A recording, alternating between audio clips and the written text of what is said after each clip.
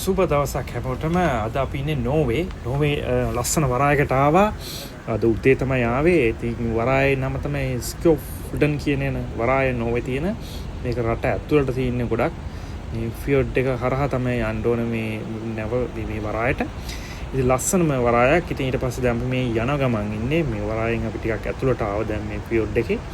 මේ බලන්න මේ ලස්සන මේ ෆියෝඩ් කියන්නේ ඇත්තටම මම කලිනුත් වීඩියෝ එකක් කියලා තිනවා. මේ අර මිලියන ගාණක් මුහුද කාදනය වෙලා ඒ කඳු අතරින් හැදිච්ච වතුර පාර තමයි මේ මුහුදේ කියන වතුර පාර තමයි මේ තියෙන්නේ. ඉතින් මේ උඩ තියෙනවා මේ කඳු වල ග්ලැසියර්.